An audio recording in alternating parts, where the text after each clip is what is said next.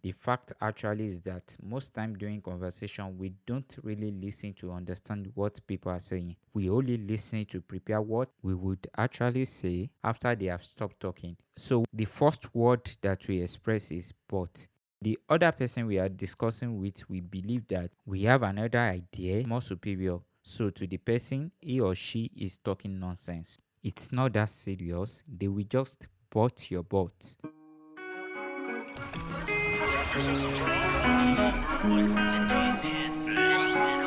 Have you wondered why some marriages and relationships last while others don't?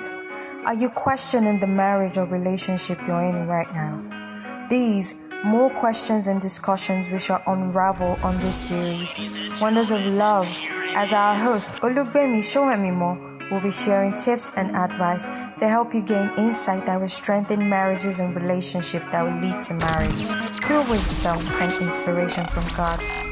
I know you want the very best in your relationships and marriages, so stay tuned and be inspired.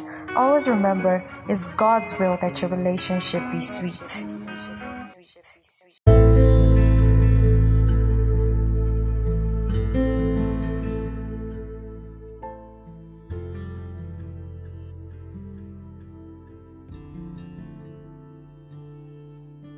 Hello, everyone. Thank you for joining this episode of Wonders of Love today.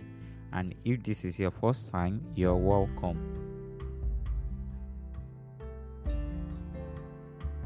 So, today on this episode of Wonders of Love, the topic for discussion is having clarity, living your purpose, and creating the love you want. Having clarity, living your purpose, and creating the love you want. In order for us to have a clarity, live the purpose we desire, and creating the love we want, there is one fact we need to consider, and that is the focus of love. This clarity, purpose, and the love we want actually depends on the focus of love. And permit me to tell you that the focus of love is the other person you are dealing with, not yourself. And the fact is, in focusing on others, you need to understand that each person is unique and they are surely likely to be different from you. Please also bear it in mind as we describe this relationship that it does not only apply to romantic relationships but also applies to all areas of relationship, talking about relationship in the family, marriage, husband and wife, parents and children. It actually also applies to the relationship at work, relationship between tenants and landlords, also in the neighborhood, and every other place you might think of. Another thing to consider is that you can't really love a person if you don't know them intimately. The ability to love a person is not based on attraction, but based on getting to know the person with time, knowing what makes them tick, and also knowing what is important to them. I remembered having this little issue with my dad when I was young. There is something about him. He's a very serious and agile person, but with my way of doing things, he believes that I'm a very unserious person, and he also believes that I don't even care about my life. He usually tells me that I'm too carefree, and it's going to affect me later in future. With him telling me these things, I almost felt that something is wrong with me. But one day I was having a conversation with a friend that led to argument. While I was trying to compare myself with her, she sent me some few write-ups about temperament, and from there I was able to discover myself, most importantly discover my strengths and my weaknesses. And I also discovered that all these temperaments, they have their own strengths and also their weaknesses too. So now let's talk about different temperaments and how we can relate with them. The first temperament I will be talking about is sanguine. Sanguine are very lively, friendly, and outspoken personality. To love them, all you need to do is just to validate their strength. The funny thing is, if you happen to be an introvert and you are dealing with a sanguine, you will discover that what motivates them is what may likely irritate you. Another thing about sanguine is that they wither under criticism. Sanguine are very lively people, so when you criticize them, It actually breaks them and make them wither. What they just need is the validation of their strengths and also the validation of their emotions. They may be prone to anger sometimes, so all you need to do is to validate what they are feeling per time and then correct them later. Sanguine also requires when you spend a good and quality time with them.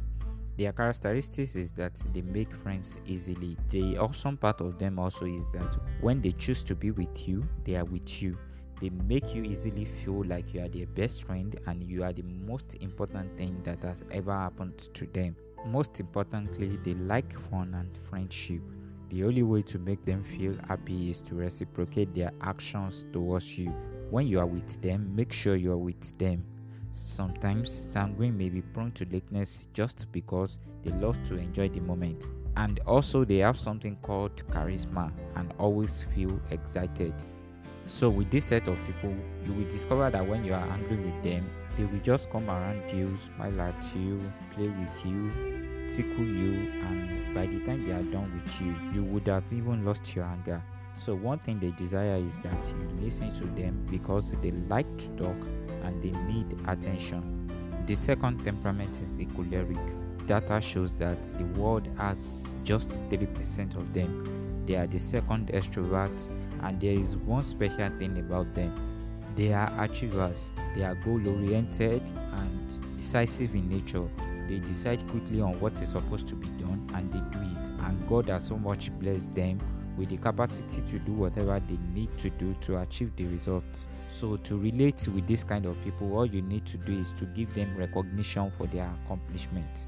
They are powerful achievers, so all you need to do is to celebrate them for their achievement. Another thing you can do to help them is to let them take up tasks and responsibilities. And when they do this, don't become irresponsible when you are around them. Don't take advantage of the fact that they like to take on responsibilities and not do anything because they detest laziness. I was listening to my friend's podcast some times ago and there was a lady being interviewed. This lady was talking about her mom being so active in the house and does everything to the extent that when there is even a power cut, she will be the one to go and turn on the generator. So what I discovered as she was talking is that the husband is just a gentleman, so he will just sit down and allow her to do everything. The point is, if you are in this kind of relationship or marriage, especially in the case that the woman is the choleric, there is nothing bad in allowing her to achieve, but please don't leave everything to her or abandon her to do everything, because the day she's going to start a war with you is going to be a great disaster. Another thing you also need to consider is to minimize your emotional outburst around them because they don't respond well to anger. They themselves can be hot-tempered and they don't also like to lose. So if you want Operation Fire for Fire, then you can outburst your anger. All you just need to do is nothing serious. Just manage your anger so that you can get them to calm down and discuss issues that you have to discuss with them. Also, another thing to consider is that you have to learn how to negotiate with them. It's a very important factor to consider. Also, when dealing with the choleric, do special things for them and be thoughtful. Treat them specially. The third on the list of temperament is the melancholic. They are introverted temperament and they usually need loads of encouragement because they are deeply introverted people and they are very gifted. Their strength lies in their imagination. They also have this capacity to deal with abstract, and this actually makes them to be idealists. One thing that frustrates them is the gap between the idea they see in their mind and the reality. This makes them moody and depressed. So that is why what they need from you is loads of encouragement and affirmation when you are with them. Another thing they suffer from is self-doubt. They criticize themselves easily and don't usually give enough credit to themselves for how good they are. So it's also a good idea to let them know how good, how beautiful and handsome they are. At the same time, tell them how much of an achiever they are and so on. Another thing that you can use to help the melancholic is by giving them stability, because it's an emotional need for them. They are usually very well organized, so you need to help them to create stability in their minds so as not to disturb them. Also give them space and time to be alone, because being alone makes them gain their strength. So all you need to give them is just the space. To some of us, we don't actually understand. We believe we should talk, we should have fun, we can even talk from morning till night. But to some other people, they simply don't just want to talk. So please don't force them. Just allow them to gain their strength by giving them some private time alone. So when they finally decide to talk, just try as much as possible to listen to them with empathy, because it makes them feel very comfortable. The last temperament I will be talking about is the phlegmatic. They are introvert also, but a bit milder than the melancholic. The only way to love a phlegmatic person is to give them peace. I remembered when I met my woman, there is one constant thing she always says to me, and that is her peace of mind matters most to her. It actually took me a very long time to decode it, but at the end of the day, I got to discover that peace matters a lot and it is very important. So as far as phlegmatic is concerned, their deepest need is for harmony. They don't like chaos or trouble. They crave for peace so much that they can sacrifice anything for it. Sometimes when they are dealing with a choleric, it gets on the nerve of the choleric, because phlegmatic people can sacrifice a goal just to have peace. But for the choleric, they can fight just to achieve the goal. The thing that we need to understand is that sometimes there is a need for you to fight war just to have peace, because when you avoid everything in the first place to find the peace won't last. So for the phlegmatic, if you know you want to have war, you can have it as quick as possible and let it end, because they want peace and they value peace so much. One of the things you can actually also do to support them is to give them affirmation for their qualities. People don't usually appreciate these phlegmatic people because they are not as goal-oriented as other people. They might likely not achieve big things naturally and financially, but the good thing about them is they have fantastic qualities. They are very accommodating and very loyal, and the thing we actually need to do is to celebrate these qualities of them, because they are amazing people. Another thing to consider when dealing with phlegmatic is to respect their need to relax. They don't usually have too much energy to jump around, so they usually need to chill and relax. One thing about them is that they like to sleep. You need to allow them to relax, because this sleep is just a way of getting away from the troubles of the world. So for them, they prefer to sleep as much as possible. Allow them to relax and don't interpret their need to relax as laziness. It's just a way of recharging themselves. Relaxing for the phlegmatic is an emotional need. Another thing you need to consider about them also is try as much as possible not to involve them in much socializing, because people drain their energy this way. That is why they don't like to go out. They actually need some socializing, but not too much. Let me turn the table here. If you are close to the phlegmatic, they can be politely stubborn. I mean quietly stubborn. They are not stubborn because they are hard-hearted, but they are just stubborn because they don't like stress and they don't like trouble. So the thing that is there is, if you ask them to do something and they feel that it's going to give them stress or make them feel uncomfortable, they may actually not answer you. And since they desire peace, they won't quarrel with you, but at the same time, they won't also do what you want them to do. Also, because they don't like stress, they are usually well organized. Their own neatness is not because they are hardworking. They are just neat because they don't want to go through the stress of rearranging again. So when they have a schedule, they want to follow it up. So interrupting that schedule might give them stress and headache, and as a result of that, they might flare up with you. So don't try to introduce abrupt changes into their lives. For the sanguine, they are actually very adventurous. So once they get the spark of an idea, they like to try it, even though it's not part of the plan from the beginning. But that actually gives a phlegmatic stress. So you just need to give them the time to warm up to the new idea. Though you still have to give them a little push. The reason why I'm saying this is because they are people who don't like stress. So as a matter of fact, they might not want to take to the new idea. But at the same time, you need to give them time to think about it and also process it in their minds. When you are dealing with phlegmatic, you just have to find a way to balance all these things. So now we have been able to look into different types of temperament, and I believe we all know how to relate with each of them by now. However, there is one thing that is very important that I would like us to consider, and this applies to everybody. I mean, when we are talking about temperament and how we relate with people in general. And the point is, during conversations, try as much as possible to use the principle of agreement. The principle of agreement is very important in every conversation. What do I mean by that? Let's take, for example, you are having a discussion with a choleric. You know, choleric are people that they are strong-willed and they don't like to lose a conversation. So the best way you can relate with them is to use words like that's right and that's true. And when you are trying to make your own contribution, don't use the word but, because it's going to be a mistake.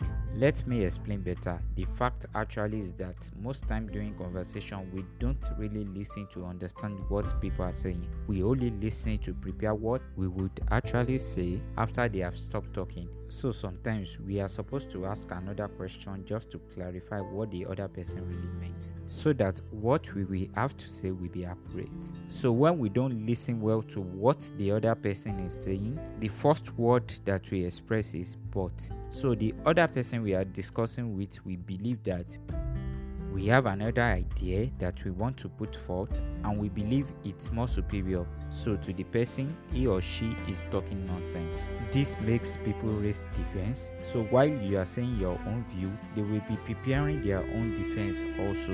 It's not that serious. They will just butt your butt. So what I suggest is that you validate what the person is saying. It's not possible to be an adult and be stupid. So people actually know what they are saying. The first thing to do is to validate what they say, and then when you want to respond, you start with the word and. Like, for example, what you are saying is very right and not but.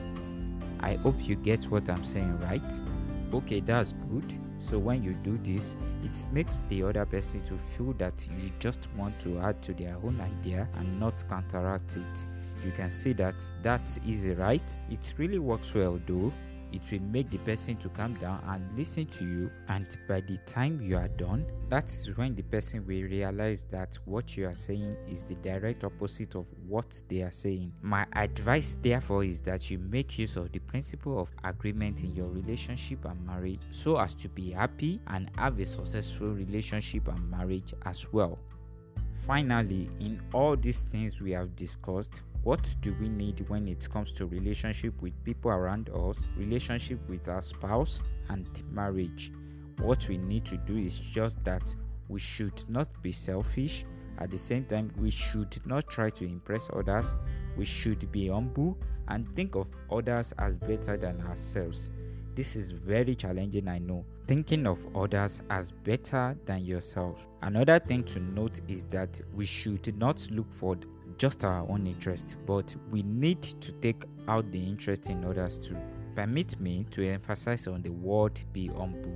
Without humility, we can't succeed in a relationship. A relationship should not be an ego contest. Talking about considering ourselves to be better than others. When you actually consider yourself to be better than others, that is when you have issues in your relationship. Because you will always say everything you do has been right, and you won't be able to listen to different opinions from people.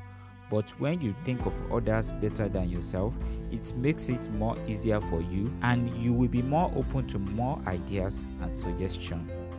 So which temperament do you think is better? Some people actually criticize other temperaments. That's a great mistake, because no temperament is better. What I discovered is that it's just God putting a part of himself in each of us, because if he puts everything inside one person, then the person will be God. So God has designed it in such a way that we will need one another. So to round it up all, let us embrace and appreciate our temperament, and most importantly, make use of the principle of agreement in our relationships and marriages. I believe it's going to really help us to understand each other better. So that will be all for today. It's really a pleasure for me to discuss this with you. I still remain your host, Olugbemi Sowemimo. Thank you for listening. My prayer for us all is that we will be a blessing to the person we are with. Thank you, and God bless you. Thank you for listening. I trust this has been a blessing to you. Do not forget to tune in next week to enjoy more episodes. Do have a great weekend. Olugbemi Sowemimo is praying that our marriages and relationships be sweet. God bless you.